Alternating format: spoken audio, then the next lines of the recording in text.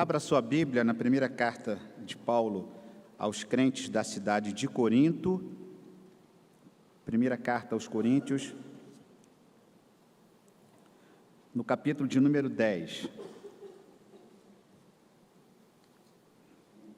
O tema da mensagem desta manhã talvez te surpreenda, porque a linha do pensamento bíblico não se refere a escolhas profissionais, acadêmicas, casamento, namorado, não nesse sentido, mas aproveitando o tempo e este feriado prolongado em que nós estamos vivendo, denominado feriado do Carnaval. O texto bíblico nos aponta algumas orientações paulinas a respeito do dever que o crente tem de fazer as melhores escolhas e fugir da idolatria.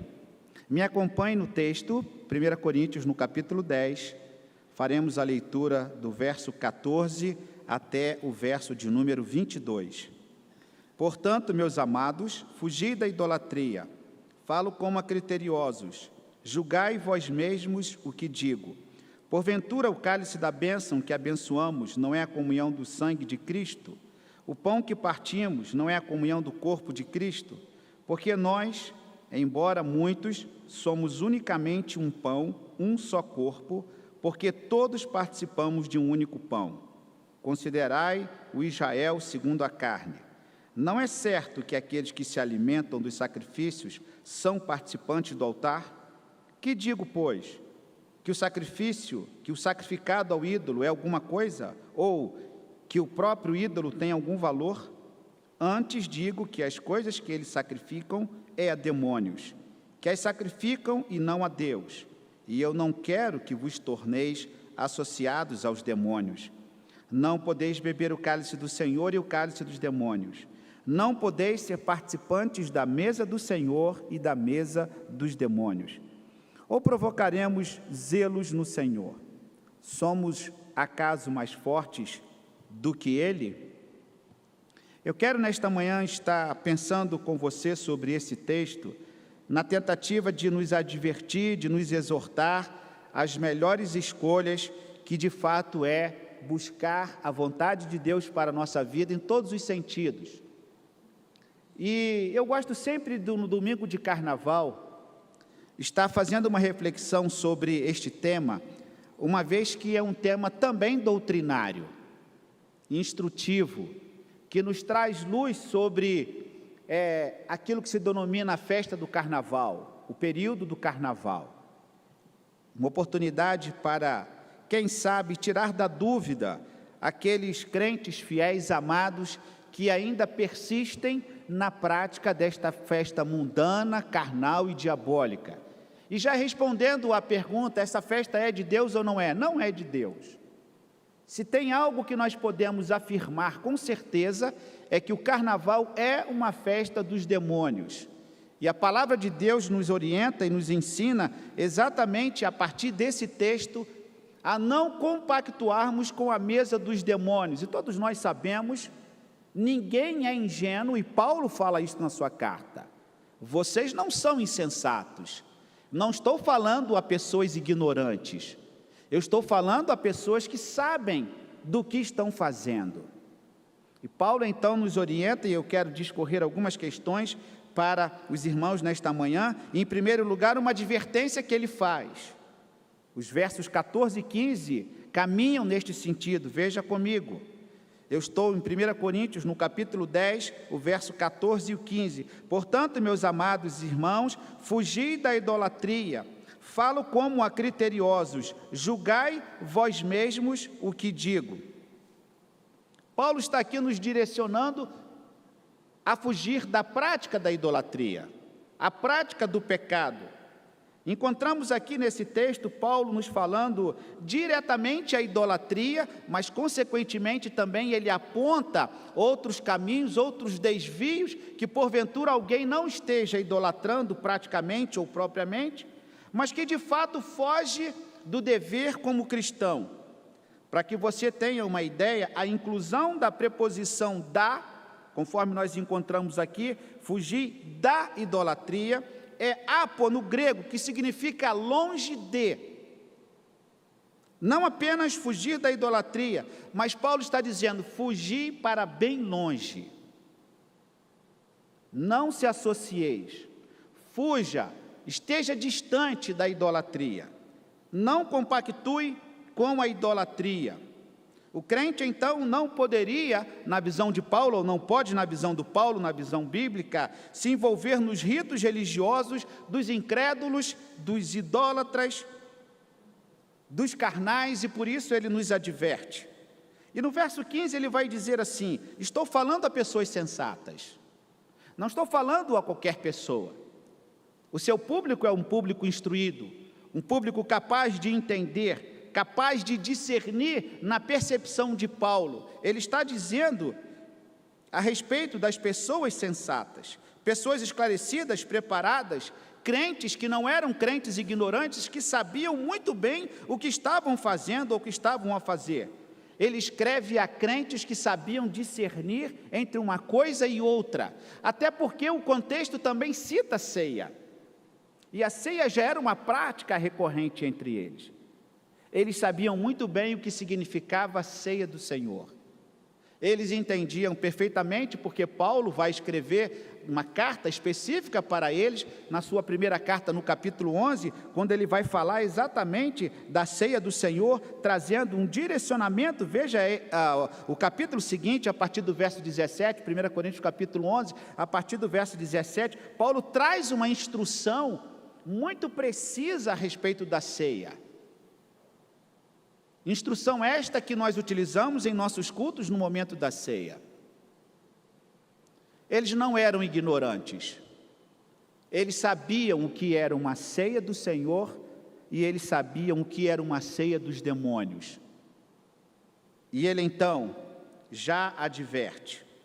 Há situações óbvias na idolatria e nas festas pelas quais Paulo condena, como por exemplo, orgias, bebedices, roubos, extorsões, formação de quadrilha, fraudes, estelionato, troca de casais, poliamor, amor livre, carnaval, festas idólatras destinadas a reverenciar santos, festas típicas que exaltam santos locais, santos casamenteiros, santos milagrosos. Paulo fala, fugir da idolatria, de tudo aquilo que toma o lugar de Deus. Nos impressiona muitas vezes algumas pessoas que perguntam, pular carnaval é pecado? Nos impressiona muitas vezes, dentro de um contexto de distanciamento da palavra de Deus, crentes ainda terem dúvida se alguém pode ter mais de uma esposa. Não nos assusta nos tempos de hoje, pessoas que frequentam a igreja acharem normal que a prática de orgias, a prática de bebedice com embriaguez, seja algo normal para o crente. Não é normal para o crente. É preciso que se diga e que se oriente, porque, como eu disse, Paulo fala, ele não está dizendo a ignorantes. Pessoas que sabem discernir, e a palavra de Deus é o nosso parâmetro para o entendimento das nossas escolhas, as nossas escolhas comportamentais, as nossas escolhas de conduta de vida. E nós encontramos um exemplo da festa pagã encontrada na Grécia e Roma. Muitos aqui já ouviram falar Dionísio na Grécia e Baco em Roma. Uma festa que começou na Grécia, no culto a Dionísio, e que foi se popularizando, a princípio, com as mulheres que andavam nuas pelas ruas, e que em Roma ganhou um tom de glamour e de sofisticação, ao ponto do Senado romano ter que frear o ímpeto desta festa, que vinha crescendo e adquirindo cada vez mais adeptos. Lá na Grécia começa esta festa com Dionísio. Nesta mitologia há uma história, inclusive, do nascimento. Eu não vou citar aqui o nascimento de Dionísio, como que ele nasce, como que ele surge na mitologia grega.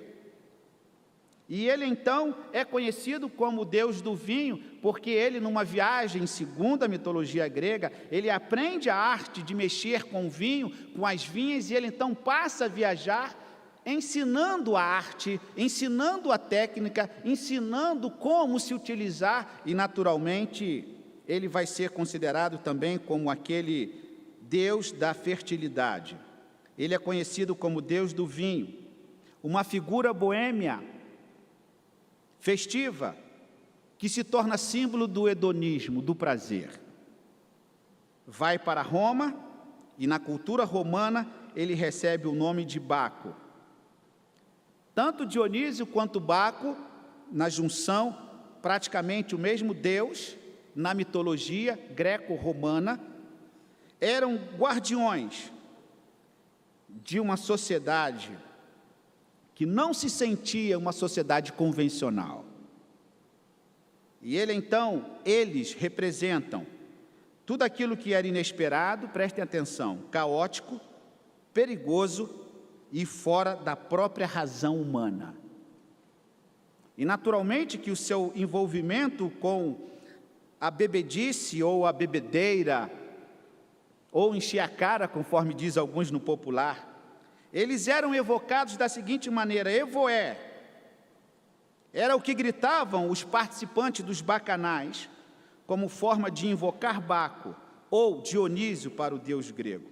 Deus do vinho, das festas, as bacantes, ou as mênades, as mulheres devotas do Deus que entoavam Evô, Evô, assim entre brindes e gritos, permeavam essas orgias ritualísticas pelas ruas. O Deus do vinho, dos excessos, principalmente o Deus sexual, representava os prazeres mundanos e, segundo a mitologia greco-romana, ele se utilizava do vinho. E interessante, no entendimento deles, Baco ou Dionísio possuíam o corpo e tomava responsabilidade das pessoas por suas ações. Isso aqui a Bíblia chama como possessão demoníaca. E é sobre exatamente isso que Paulo diz: fugir da idolatria. Fugir desse tipo de comportamento que não agrada ao Senhor, porque são comportamentos que ferem os princípios de vida, de paz, de segurança que nós possuímos. Nós encontramos, inclusive, Paulo orientando algo muito semelhante quando ele vai nos escrever a respeito disto. Abra sua Bíblia, 1 Coríntios 6, verso 18. Num texto muito similar, ele nos orienta a um outro tipo de fuga.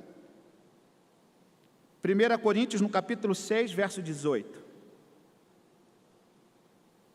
Fugir da impureza. Qualquer outro pecado que uma pessoa cometer é fora do corpo, mas aquele que pratica imoralidade peca contra o próprio corpo. Acaso não sabeis que o vosso corpo é santuário do Espírito Santo, que está em vós, o qual tendes da parte de Deus, e que não sois de vós mesmos? Porque fostes comprados por preço.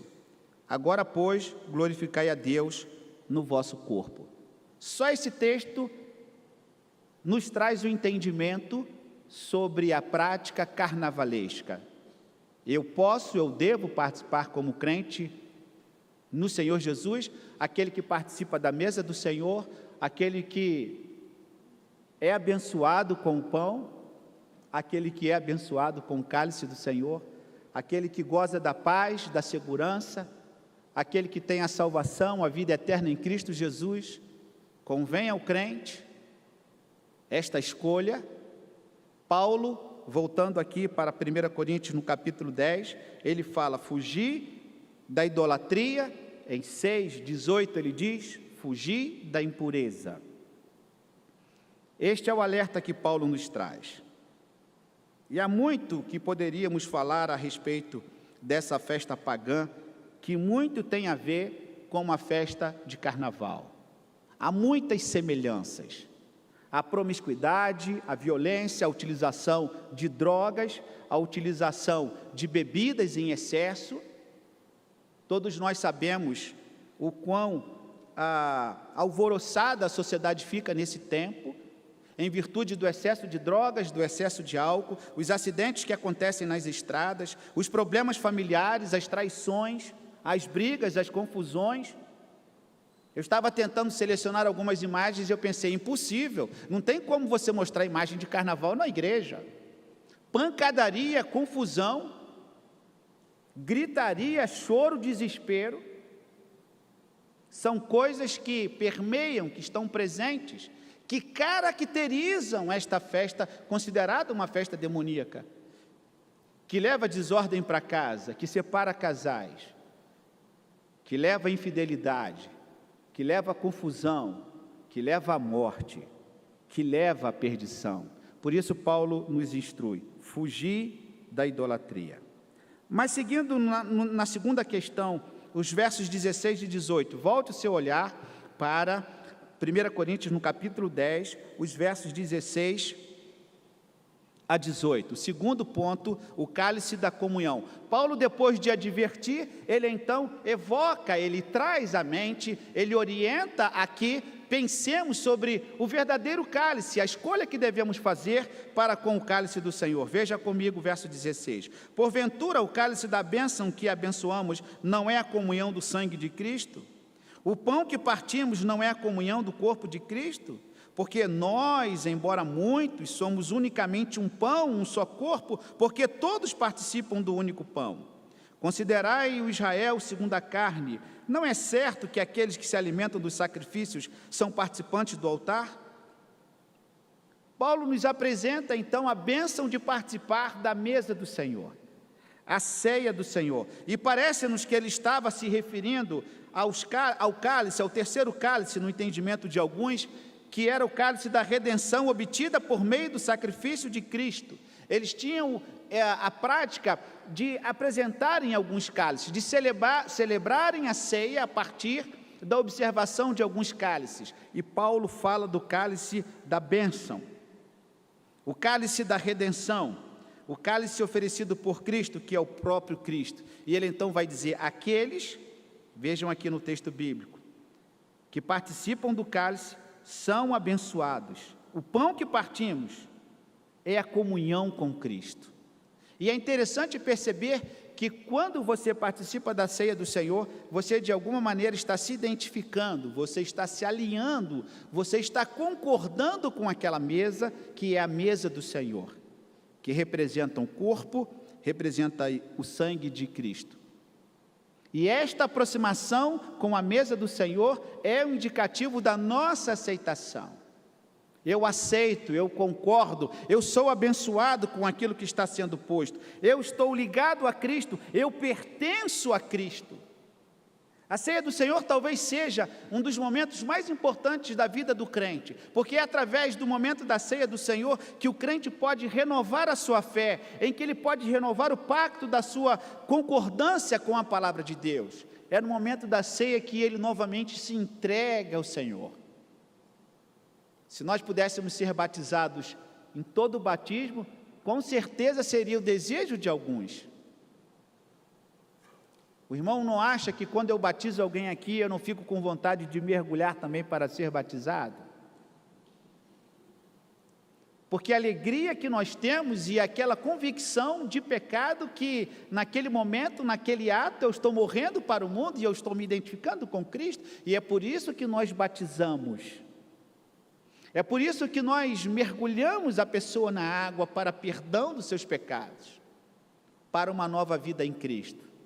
Mas como nós não podemos assim ser batizados e todos os batismos seria uma coisa que se tornaria até indevida, imprópria, caindo talvez até numa carnalidade, mas no momento da ceia nós podemos reviver isso. Essa percepção da nossa identificação com Cristo. Eu participo da mesa do Senhor. Eu tenho acesso ao pão, eu tenho acesso ao cálice. É a mesa que é abençoada para abençoar aqueles que participam. E ele diz assim no verso 17, porque nós, embora muitos, somos unicamente um pão, um só corpo, porque todos participamos do único pão, o pão é Cristo. E é por isso que Paulo se preocupa como participar da mesa dos demônios se nós participamos da mesa de Cristo. E eu imagino como deve ser doloroso para um crente ver um outro crente num baile de carnaval, numa rua de carnaval, num bloquinho. Aqui em Brasília é muito tímida a participação de muitas pessoas em carnaval. Parece que em Brasília a gente nem vê carnaval na rua. Alguém tem carnaval perto de casa aqui, só para o meu conhecimento? Alguém tem carnaval aqui? Pouquíssima gente. Agora, quem no Rio tem carnaval perto de casa? Quem é do Rio aqui que tem carnaval perto de casa? Muito mais gente. O carnaval quase que entra dentro da sua casa, principalmente de um tempo para cá, com o retorno dos blocos carnavalescos. E aí as ruas sujas, as ruas com mau cheiro, o patrimônio é depredado em muitas circunstâncias. Não estou dizendo aqui que só tem bandido em festa de carnaval, não é isso, meu irmão. Meu ponto de vista aqui é espiritual, meu ponto de vista aqui é um ponto de vista bíblico. O que Paulo está nos orientando é a fugir desse tipo de atividade social, que é uma atividade que não encontra na palavra de Deus respaldo para a sua prática. E é uma palavra também de amor e de exortação para que reflitamos sobre isso, principalmente os crentes que participam da ceia do Senhor, que estão em comunhão com o Senhor e que deveriam fugir da mesa dos demônios. Terceiro e último, ele vai dizer assim nos versos de 19 a 22. Que digo, pois, que o sacrificado ao ídolo é alguma coisa? Ou que o próprio ídolo tem algum valor? Antes digo que as coisas que eles sacrificam é a demônios, que as sacrificam e não a Deus, e eu não quero que vos torneis associados aos demônios. O alerta dele sobre a escolha: eu não gostaria que vocês estivessem seguindo festa de Dionísio, de Baco, ou de outras festas pagãs daquele tempo. E todos nós sabemos que durante a história, não apenas a história da Grécia e de Roma, mas nós temos outras mitologias, nós temos outras histórias criadas na Idade Média, que trazem exatamente a distinção daquilo que pertence ao Senhor e aquilo que é puramente carnal, que alcança o ser humano na sua essência, permitindo que ele desenvolva qualquer tipo de prazer, qualquer tipo de permissividade, para que ele possa se encontrar consigo mesmo. Isso, inclusive, é uma teoria que, pasmem, uma igreja acha, ou pelo menos achava, que no período do carnaval a pessoa teria encontro consigo mesmo, porque ela chegaria a um tal nível de prazer que ela poderia assim se encontrar consigo mesmo. E aí, num determinado dia, ela iria se purificar, se refazendo de tudo aquilo que ela cometeu de maneira permissiva, livre e até atestada como uma prática permissível. Faça o que você quiser fazer nesse tempo. E depois você se confessa e tudo está resolvido. E as consequências? Paulo nos orienta a fazer a melhor escolha. Escolha o que o Senhor tem preparado para nós: a comunhão, a alegria, a paz, a bênção da sua presença. Não quero que vocês tenham comunhão com os demônios, não quero que vocês sejam influenciados por isto. Abra a sua Bíblia, irmãos, num texto que eu quero citar com você, Efésios 5, 11 e 13. Efésios capítulo 5, 11 e 13, porque aí vem um outro questionamento que talvez seja polêmico, mas muitas vezes não tem como a gente fugir de determinadas polêmicas. Tem hora que nós precisamos nos posicionar. Efésios no capítulo 5, versos 11 e 13. Veja aí na palavra de Deus. Efésios capítulo 5, versos 11 a 13. E não sejais cúmplices nas obras infrutíferas das trevas, antes, porém, reprovai-as. Porque o que eles fazem em oculto, o só referir é vergonha. Mas todas as coisas, quando reprovadas pela luz, se tornam manifestas, porque tudo que se manifesta é luz. E aí vem aquela pergunta: pastor, eu não pulo carnaval, mas eu posso assistir carnaval? É uma outra questão. Eu não pulo, mas eu assisto carnaval porque eu acho bonito. As cores, as músicas, os carros alegóricos e tantas coisas. Esse texto, eu acredito que ele traz luz sobre este entendimento. E eu creio que nós não somos ignorantes, nem insensatos, e que nós não saibamos discernir na consciência cristã que o Espírito Santo habita em nós sobre esta pergunta. O verso 13 nos responde, o verso 11 nos responde: e não sejais cúmplices nas obras infrutíferas das trevas, antes, porém, reprovai-as. E aí, pegando um gancho com Paulo, eu não estou falando a insensatos, eu estou falando a pessoas que sabem discernir. E por isso, o seu convite é que façamos a melhor escolha, ou as melhores escolhas, que tem como norte a mesa, a presença do Senhor sobre cada um de nós, sobre a nossa consciência, que o Espírito Santo habita, que o Espírito Santo fala, que o Espírito Santo converte, que o Espírito Santo dirige, e que o Espírito Santo, inclusive, segundo a palavra de Deus, eu quero concluir com esta observação, volte lá para 1 Coríntios, no capítulo 10, porque o entendimento é exatamente o entendimento de que Deus tem ciúmes de nós. Os comentaristas falam sobre isso. Olha o que ele diz no verso 22, para nós concluirmos. Ou provocaremos zelos no Senhor, somos acaso mais fortes do que Ele? Nós iremos provocar a ira do Senhor, nós iremos provocar a manifestação de Deus contra nós, pelo fato de estarmos participando de uma festa dos demônios. O Senhor tem zelo por nós, o Senhor cuida de nós. A palavra vai, inclusive, nos dar algum entendimento de que o Senhor tem ciúmes de nós. E, com certeza, o Espírito Santo se entristece quando nós estamos participando daquela mesa que não pertence ao Senhor. É como se um amigo, uma amiga convidasse você para uma festa, um amigo mesmo, aquele amigo do coração que você ama muito, e você rejeitasse o seu convite e fosse para uma outra festa. E você depois ficasse sabendo, quão triste, e depois você encontra e a pessoa fala assim, você não foi na minha festa, você não apareceu na festa que eu preparei.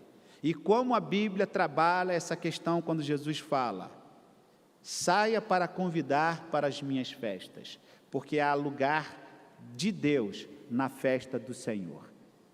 Paulo então nos mostra aqui nesse texto, não provocaremos a ira do Senhor, não coloquemos em prova o Senhor. Somos acaso mais fortes do que Ele? Nós temos algum poder de livramento? Não. Nós não podemos tentar o Senhor.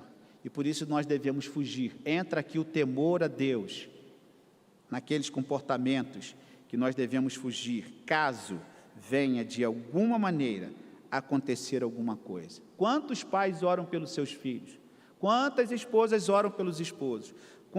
Quantos familiares oram nesse tempo por aqueles que estão se envolvendo em virtude de tantas aberturas para o mal, de tantas consequências negativas, indesejadas, neste período que se denomina carnaval. Por isto, esta palavra nesta manhã, a você, meu irmão, minha querida irmã, uma advertência do apóstolo Paulo, fugir da idolatria, fugir da imoralidade, e ele nos apresenta o cálice da comunhão, que é o cálice de Cristo, como Cristo nos ensina e nos exorta e nos convida a participar da sua mesa, para buscar a comunhão com o Senhor. A sua consciência pode discernir entre o que serve a Deus e o que não serve a Deus. O Espírito Santo testemunha no seu coração quais as práticas permitidas ao crente.